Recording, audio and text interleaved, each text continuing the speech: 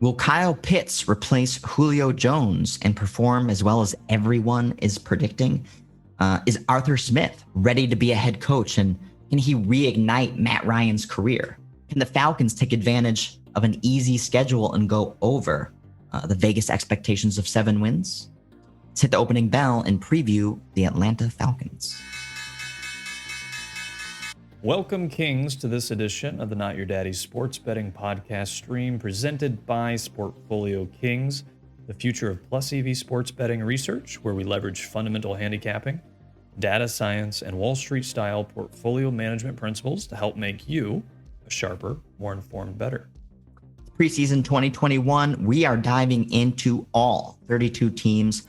Over the course of the summer, we're going to be evaluating market expectations and then providing you with our preliminary predictions as we head into mid-September and kick off week 1. So let's talk some Falcons football. So we're going to take a look back at 2020, which was a very, very disappointing year for the Falcons. We can see going into 2020, the market had the expectations of at least 7.5 wins. I know there was a lot of bulls out there on the Falcons. I was definitely one of them. I thought they would be able to exceed that 7.5 wins, and they fell dramatically short, going only 4-12. In fact, when I was looking at this during the offseason, I guess it kind of didn't really register with me last year, but at the end of last year, that the team only won 4 games. And maybe one of the reasons that didn't register with me is because the Falcons were winning in the second half of football games 10 times last year and had a lead at some point in time in the game 13 times. So it's not like the Falcons played, poorly just week in and week out. 4-12 is somewhat misleading. And, we can really see that, for instance, by the average, margin of victory, only losing on average by a point, the average cover only not covering by about a point. So, a lot of close games, again, a lot of games that they were just flat out winning and that they blow in the end, mostly due to bad play calling, being aggressive the first half, getting a lead, and then trying to rely on Todd Gurley and running backs and running the game and kind of taking the ball out of Matt Ryan's hands into the second half and then just let that lead evaporate. I think one of the best kind of examples of that happening, if you remember early on last season, is versus the Cowboys when the Falcons were winning by 20 or 30 points and then gave it all up, went into OT and ended up losing flat out. And, and again, that was not an outlier situation. That was something, again, a pattern that just kept on showing up over the course of the season. So not, surprising. Falcons started off the season 0-5 straight up. We can see on this chart here, again, just as a reminder, the size of the bars is how much market support they got in that particular week. And then the color is an indication of whether they covered or didn't cover. And we can see the red here is those games that they didn't cover. We can see at the beginning of the season, those first 5 weeks when they started off 0-5 straight up, starting off 1-4 against the spread. But again, not necessarily, completely uncompetitive. In fact, they got even more competitive, especially relative to spread expectations. We can see, especially over the latter half of the season there. And we see that the market bought in to the Falcons a lot over the course of the front half of the season there. And pretty much anytime the market believed in the Falcons, we can see here. So basically anytime there's a big bar, we can see it's red. So it looks like basically anytime the Falcons got more than 20% market support, it was a loser. So I'm sure if you were an avid Falcons bettor last year and kind of thought you were getting them in just the right spot, if you're going along with the market, you lost a lot of money, because pretty much the only time the Falcons did cover, it looks like, is when the market didn't believe in them and they weren't getting much market support. And, that kind of makes sense when you think about it. What were your some observations from last year's Falcons team, Zach? I honestly, what I want to kind of point out, because I like finding things that apply to the whole betting market and then other teams too. So because obviously we can guess what the Falcons were last year or this year, but Dan Quinn wasn't a very good head coach, and kind of like the Matt Patricia effect on the Lions is that we talked about in the previous pod with the Lions is, if something's proven itself to you, why are you trying to predict its opposite? Like, so there's a level of, yes, Falcons should have definitely picked up at least a couple more wins, like completely fluke, terrible wins or losses, 7 or 8 wins is on the table. But it's in Dan Quinn head coached Falcon team's DNA. This is what they are. This is what they do. This is what they've always done. It's Matt Patricia's Lions, right? Is why are you all of a sudden thinking, no, the Falcons are going to win 11, 12 games? Based on what? I think even their Super Bowl year, they only won 10 or 11 games. And that was like with Kyle Shanahan's offense and amazing, right? So under Dan Quinn, this team's never been world beaters, and they squeak into 7, 8, 9 wins, and they look bad half the time doing it. So my main takeaway from kind of this Falcons lesson is is it Herm Edwards? They are what or Danny Green. They are what we thought they were. The Falcons were not a 4-win team last year. Like, they were better than that. But the types of losses they had is exactly in their DNA under the Dan Quinn regime. And so trying to predict the opposite, which would have been, Falcons are going to go to the playoffs, Falcons are going to be a 10, 11 win team, is like, based on what? Like, what are you trying to predict? Because it hasn't happened. It's like trying to predict the Bengals are going to be good this year. Based on what? Zach Taylor? He's a terrible head coach. Their offensive line is still bad. They don't have a very good defense. So what are you predicting? Sure, anything can happen, but why are you trying to predict the impossible when nothing has given you leverage to suggest that it could even happen this year? Well, I think there's so many people romanced by the talent on the Falcons, especially on the offensive side of the ball. So obviously Matt Ryan, definitely a top, he is a sufficiently good quarterback and actually can be a great quarterback. Obviously Calvin Ridley, Julio Jones, they can be explosive from the offensive side of the football. But to your point, when Dan Quinn has his fingerprints on something, it basically turns to dirt.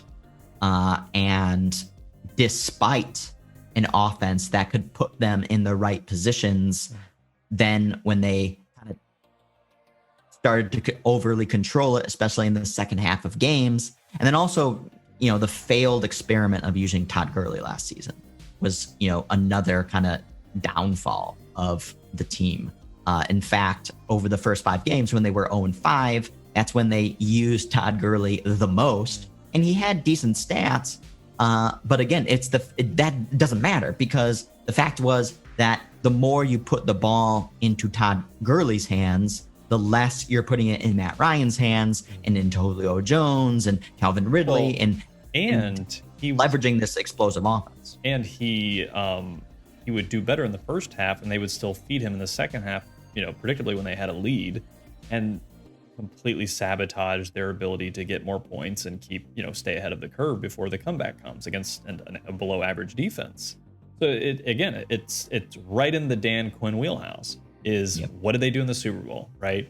And that really sums up what Dan Quinn is he's the ultimate, players love him, he can game plan a situation, but when it comes to game time management, he gets cautious, he pulls back, he doesn't continue the winning strategy. He runs the ball in the second half. We have a lead, but you don't have the defense to do that. You have to keep scoring, and you have the offense to do that.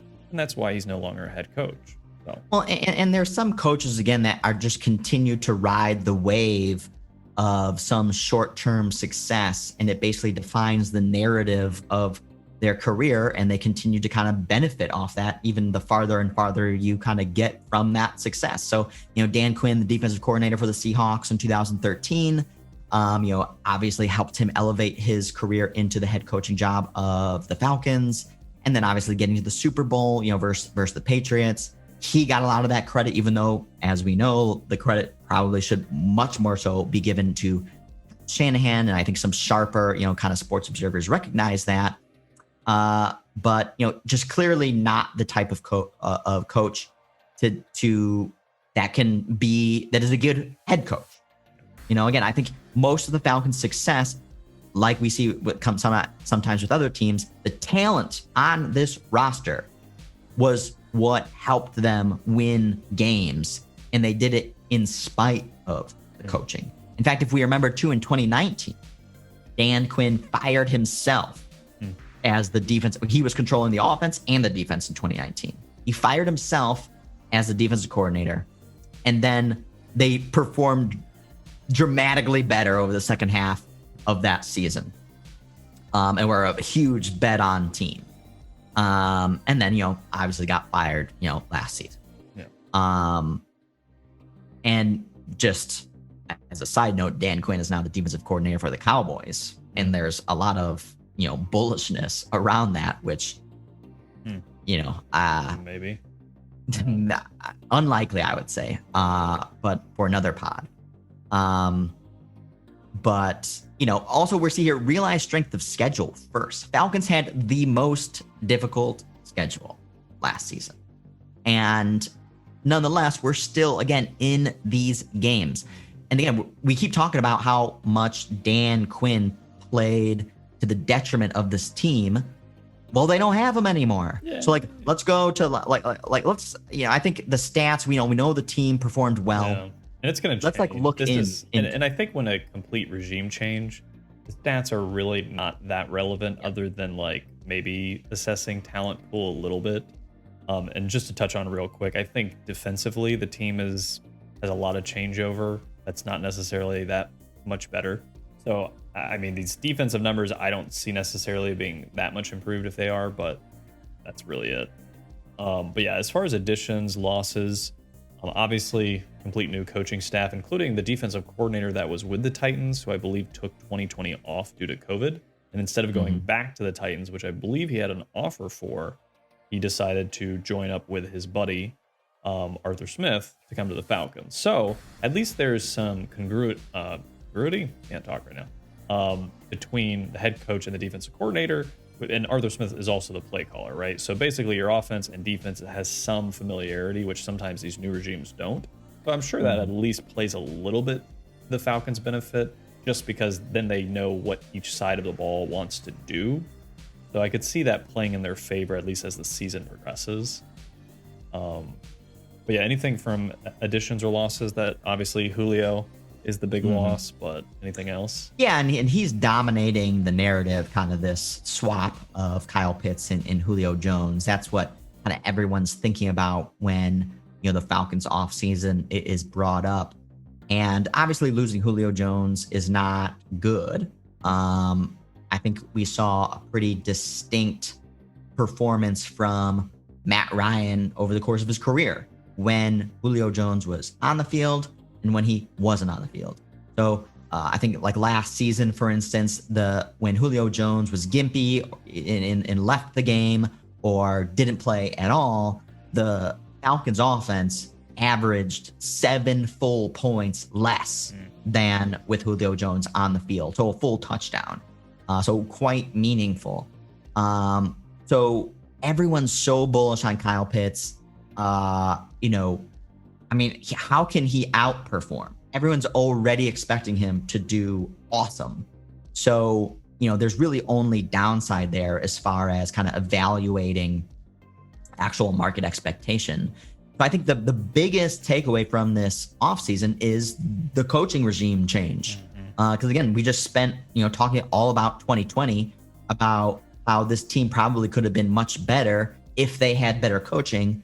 Now they should likely have better coaching. So Matt Ryan excelled under play action type offensive schemes.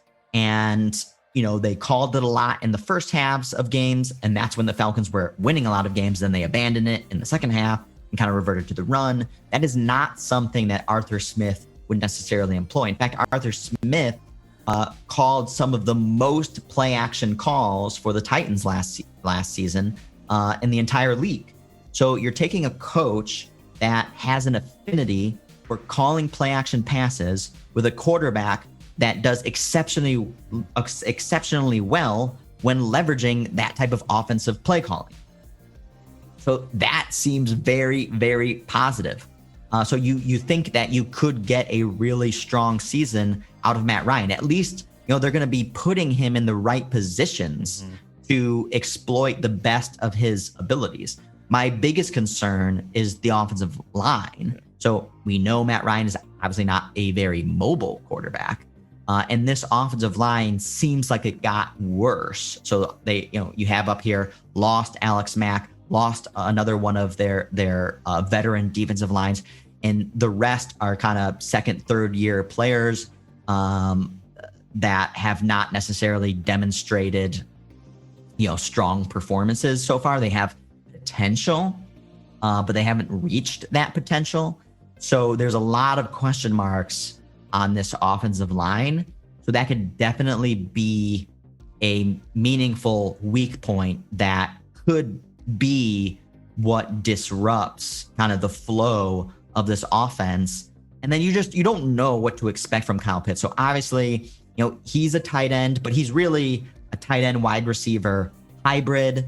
I think, he definitely is going to be in the right positions to play well. So again, Arthur Smith definitely leveraged the tight end position in Tennessee. So I think, he's going to be under the right scheme to really, leverage his talent. And I think, obviously Calvin Ridley, another, one of the best wide receivers in the league. And then Russell Gage, again, another guy who's kind of a little bit under the radar, plays, sufficient. And then Mike Davis, another kind of under the radar running back from the Panthers.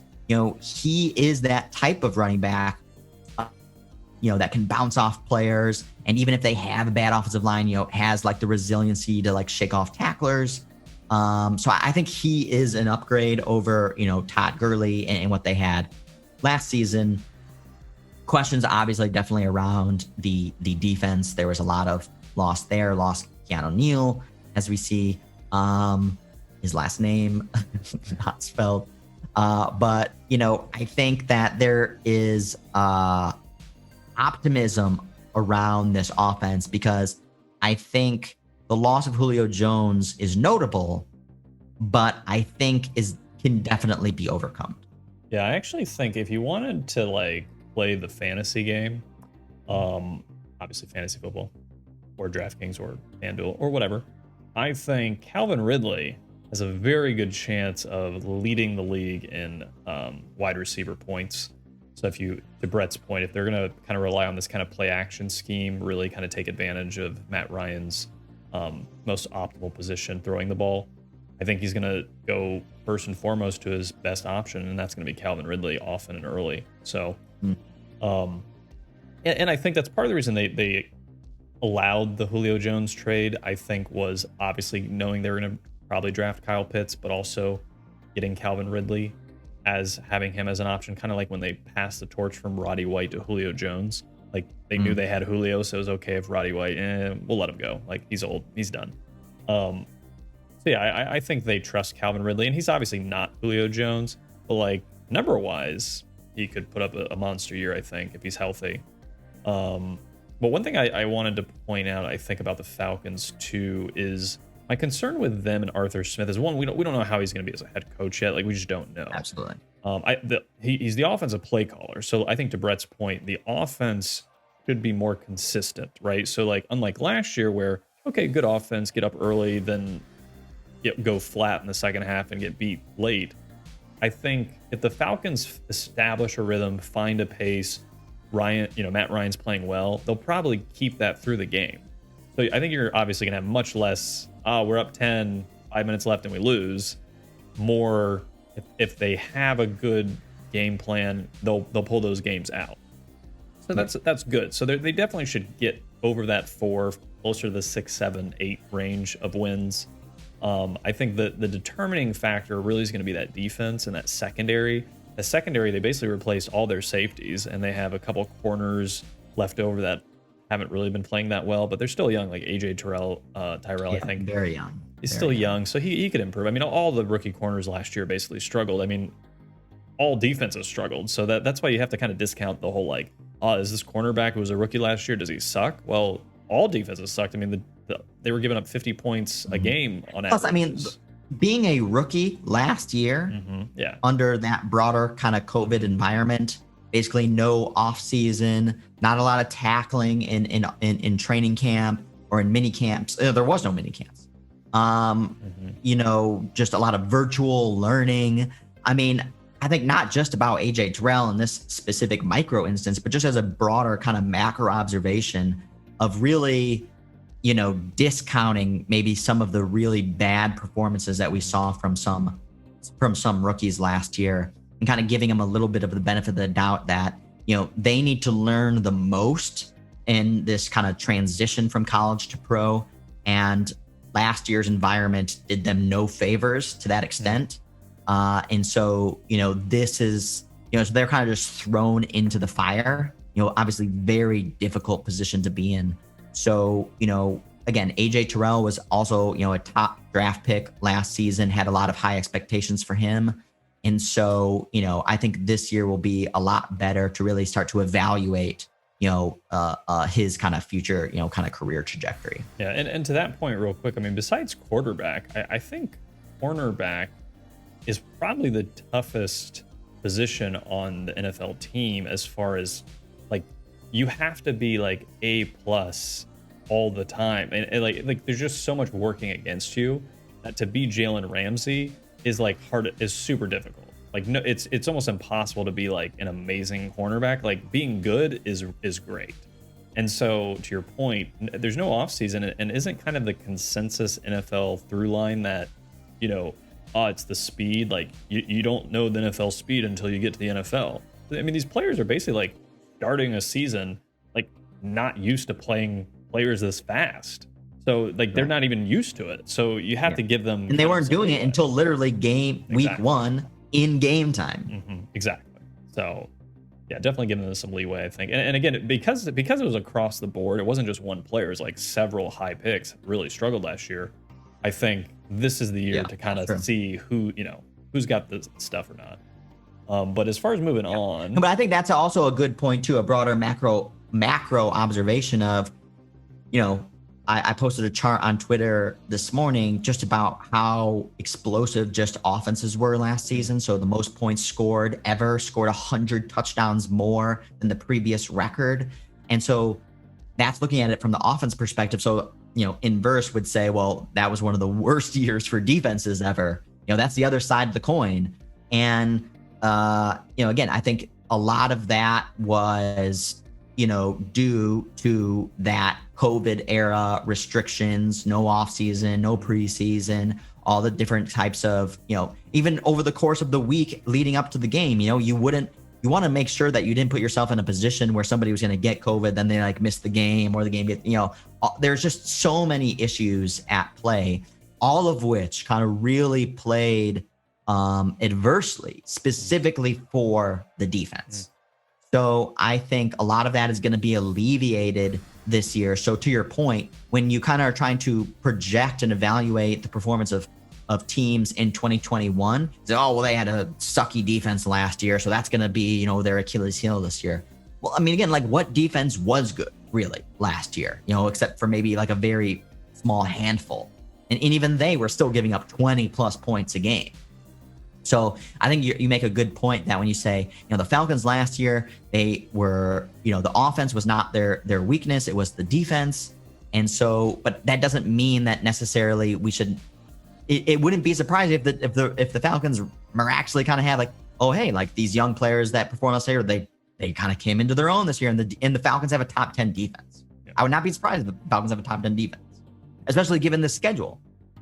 Yeah. And that's what we're looking at now is, you know, Falcons have one of the easier schedules. I think the whole NFC South has a pretty easy schedule overall, except maybe the Saints. But, you know, they play the Eagles, Giants, Washington, Jets the first 4 out of 5 weeks. I mean, that's a potential 4-1 team. Obviously, you know, with a new coach, I think it's going to be tough to win 4 out of 5. But it's on the table. Then they follow up with a bye, then get the Dolphins and the Panthers. I mean, the schedule lines up early in the season for this team to, if they find their rhythm in preseason, kind of find that identity quickly, which hopefully they can. I mean, Falcons I think that they could look good early and fade late, as kind of once the NFL catches up to what they're doing and okay, we get what you're trying to do, and then they can kind of pivot. I don't know if the Falcons are gonna have a good like B plan. So like kind of like how we talk about the Ravens have like a great A plan with Lamar Jackson and running the ball, getting a lead, stacking points, but like they don't have a plan B. I think the Falcons might fall into that kind of like, okay, the play action, they're setting themselves up for success, they're consistent, but then like what happens when everyone figures out that that's exactly what they do? And that's where I think the middle part of the season we'll probably see them start to getting more exposed. But yeah, just from a macro view, I mean, Falcons might be a team to bet on early in the season because no one wants to bet on new coaches. There's this. So if we can get a feel on the Falcons in the preseason, as far as that defense, especially, and that the offense knows what they're doing, I mean, the schedule sets up pretty nicely for this team to start hot. Not necessarily hot, but start on a good foot. Well, the beginning of the season especially is when, yes, they need to capitalize. So, I mean, if they start the season off 1-4, that's not going to they're not set up for success because the second half of the season is definitely more difficult than the first half of the season. The thing is you're thinking about new coach, new scheme, this and that. You think that again, it's harder to really gel the front half of the season, and you'd have more chemistry in the second half of the season. But that's when their schedule is tougher. So I would say, though it's not quite the same scenario, is Ryan Tannehill, when he took over for Marcus Mariota, was during the season. So if you kind of look at it from, is Matt Ryan going to have enough time to, get situated and get gelled with the offense? Well, Ryan Tannehill, he didn't. He literally was just like, oh, your turn. And he picked right up in the middle of a game versus a dominant Denver defense that first time out, and almost had the team come back and be in position to tie and win. So and he's been great ever since. So I think if it is true, which it is from the numbers, that Matt Ryan plays really well with this kind of play action style scheme, we may not need to wait till week 7 to anticipate that the Falcons offense is going to have some success. Like I said, until I think the defenses figure out that just take away Calvin Ridley and then Matt Ryan drops off a cliff, potentially. Right. So. Right. And again, I think Mike Davis is a suitable starting running back for this team. We know, he showed up a lot, especially for the Panthers with, CMC's kind of injuries. And so he got a lot of game time and he performed well. So I think, he's going to be a good fit for this offense. And certainly, I mean, they could no doubt be 4-1 heading into that bye week in week 6. And then, kind of come out of that. I mean, again, Dolphins, Panthers, Saints, Cowboys, Pats, Jags. That's actually not that difficult of a road for the first few weeks coming out of the bye as well. So, and especially if this team, can stay healthy. I mean, I think Matt Ryan, again, if you kind of all else equal, is a better quarterback than Ryan Tannehill. I guess the Tannehill legs is the which way you want to swing it. But it's the one factor that he has added. But again, so the offensive line here, again, there's some questions there. I think if the line outperforms expectations, then I would lean over this 7, no doubt. Yeah, I think you're right. And again, I think for this team at 7 wins, I think the benefit is in the extra game that we have this season. So if this was, so it's 6.5 wins in a normal season, and that's low. I think that's low for this team because again, if Matt Ryan's healthy the whole season, he's good enough and he's got enough weapons to have this team in position like last year to capitalize and be in position to win games. And they only won 4 last year. They're definitely going to squeeze out another 1 or 2. So you're already at 6. You only need 1 more to tie. So Yeah, I think the only play here really is over, and because the schedule is so soft, you almost can't take the under. It's just like you're basically betting like either Arthur Smith sucks or Matt Ryan gets hurt, and it's just like those are low probability bets. So I think there's only one way to. And bet again, this is probably one of the best 4-12 teams that you could really that I can ever think of, from last year. Heading into this year. So if people are evaluating the Falcons like a 4-12 team coming into the season, all 7 seems like too high. Again, there are a few plays away, a couple bad calls, a couple bad kind of, failures to evolve with the game away from having 10 wins and going to the playoffs last season. Well, and if we look real quick, they don't even start playing division games with the Panthers and Saints, who couldn't be not very good until week 7. So if those teams struggle or aren't good or get injured or whatever, those are 4 potential wins right there. Potentially, obviously, maybe 3-1, but beating the Panthers and Saints twice each, if they're like 5 to 8 win type teams this year. And then you got the Eagles, Jets, Lions, Jags. That's right there. That's 8 wins. So, and that's without any surprising victories. Yeah. So yeah, I agree. I think the over looks actually attractive at this point. There's no way I could bet the under just because of that schedule. Do you think there's a chance? Obviously, I don't think we think there's a chance in the Super Bowl. Can they make the playoffs? Yeah, I think they can definitely make the playoffs. 10 wins. One, because it's in conjunction with my broader macro thesis of, kind of being down on the Saints. So I think that provides an opening. I think kind of like what we've talked about on other streams, and we'll talk about on any stream that has to do with projecting the future of an NFC team, is that the NFC West is going to have, a very strong bid for like capturing as many wild card spots as possible, being one of the strongest divisions. So that's what makes it tough to like kind of grab one of those wild card spots. But I think they're in a good position to do so. Again, especially coming off kind of, again, identifiable weaknesses from last season that have been improved on this season. So again, I feel like most people are evaluating the Falcons say, oh, well, they sucked last year and they lost Julio Jones, so they're probably going to be bad this year. And I think, again, the net effect of adding Arthur Smith and the subtraction of Julio Jones is net a benefit. It's plus.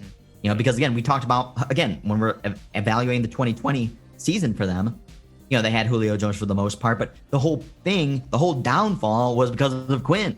Yeah. So it didn't matter. And now, you don't have that. And again, we don't know how Arthur Smith is ultimately going to be as a head coach.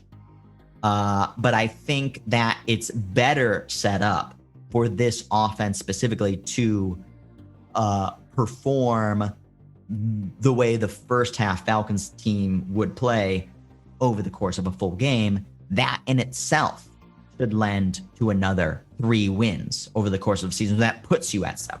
Yeah, that's a good point. And that's kind of just like, in my view, again, assuming health is kind of like the floor there is like 6-7 wins with the upside of 10. And just to kind of skew to over. 100%, I agree with that.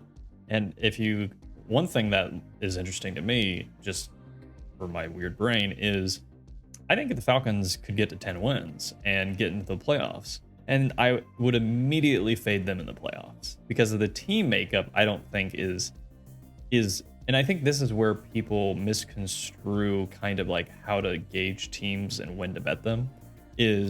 Are the Falcons a Super Bowl contender? No. Can they make the playoffs? Yes. Can they win 10, 11 games? Yes. Are they a good team? Probably not. Like, oh, wait, those kind of, how come they counter each other? Because it's situational. The schedule makes them favorable to hit 10 wins. It doesn't mean that they're a good team, right? Like, we could still say, they're they're power ranked 19th in the NFL, but they have 11 wins. Like, that's okay. And because the schedule sets up potentially for them to do that. So just from kind of viewing teams, like, wins is irrelevant. Like, we're really just talking about situation and position, right? Based on the situation and position of their schedule, they could get to 10 wins and they could make the playoffs. It has nothing to do with how good or bad the team is in and of itself. It's all relative to the timing of the market events.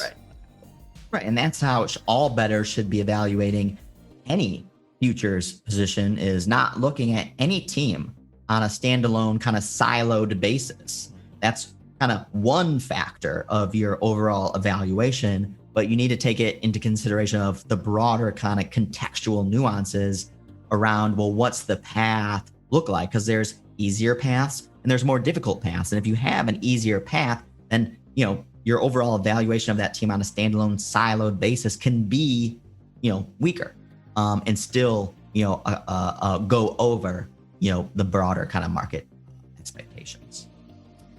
So I think, that pretty much wraps up today's episode on the Atlanta Falcons. So be sure to like and subscribe. Check out SportfolioKings.com. Sign up. We'll be starting to release some of our tools here in the next few weeks. We'll have market-oriented research, custom market signals dashboard, our own in-house managed portfolios where we'll be providing our kind of allocations and picks each week over the course of the season based on leveraging our tools. And we'll be giving away our picks for free forever and always. Because again, we always think that the value that we're providing to you is not in our picks, but it's in the tools that we're providing you to help you make better decisions, to be a better sports bettor. And if, you can't decide on which way to lean, then, hey, you can take a look at our picks, because we're not making picks for you. We're making picks for us. We are betting these picks. So, if you want some transparency and a look through to our decision making, we're going to be providing that for free to all subscribers. So like we talked about in the beginning, and I'm sure you can tell, this ain't your daddy's sports betting. So let's get out there, let's get prepared, and start to take your bookie to the woodshed. And king me.